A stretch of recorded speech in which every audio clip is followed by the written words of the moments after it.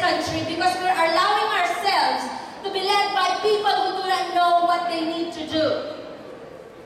But if that is the case, we should offer ourselves in unity to help those who are in power so that they can have the power and the intellect to do what needs to be done efficiently and productively.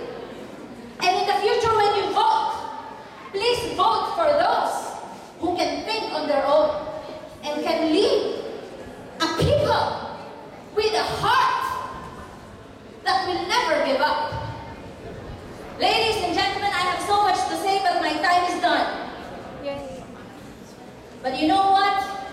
Because I believe that education is the key to solve poverty, but I cannot change my country in a day. I have done something in my own personal capacity. Year 2005, when my very poor high school, called the Manila High School, celebrated its 100th year, I realized that the students in my school, which is a historical landmark in the center of the Intramuros Wall, is already a school populated by people from Parola, Baseco, and Tondo. And these are the squatters. These are the people who are poor. These are the informal settlers and the urban poor. I do not want them to be the future kidnappers and the snatchers and the rapists and the massacre people who will kill my fellow men. And so, in 2006, I told my friends, give me money and I will send to college 5 scholars. Through the years, it has grown. And now we have 23. I'd like to show you a little video. Education is a right, and not even poverty should be a hindrance in obtaining this right. The Manila High School Scholarship Program, funded by charitable foundations and gracious donors, aims to provide quality tertiary education for urban poor, but academically talented and eager adults. The program's purpose is not merely to financially support the education of the child, but also to lessen the burden from the high cost of daily living, which can interfere with the student's learning process. 3 years ago, a year after the Manila Hostel Centennial celebration, the program started with 5 scholars. Year 2008, the number of scholars increased to 20, but 4 were delayed. 16 out of the 20 scholars were supported from 2008 to 2009. Currently, out of the total of 16 scholars, 10 scholars are consistently performing and attending their required duties.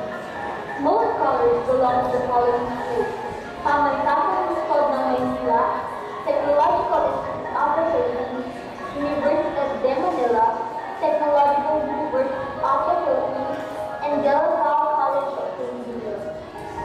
Recently, 2 scholars, namely Jude Gadian Librodo and Fidel Banawan Jana, have successfully passed the Edward and Eva Underwood Scholarship, EEUC, and thus is entitled to monetary benefit every year starting 2009-2010, representing cost of living and school-related expenses. You can be the arrow of the future. Let us all together work and spend more efforts to improve school for a better nation. Donations of any kind are welcome. As Jesus said, each man should give what he has decided in his heart to give, not reluctantly or under compulsion, for God loves a cheerful giver. Every person can do something. You, maybe you're saying to yourself, oh, but I'm just a student. This is one thing you can do. Be kind to your mates. Build your self-image. And someday when you finish college and you have more disposable income, allow all your cousins who are very poor to finish college. And bring to college all your relatives in the provinces who cannot afford to go to the university. Everybody can do something to help change this country. All it takes is a heart, of course. Friends, if you would remember me by one thing, this is it. The last sentence I will say.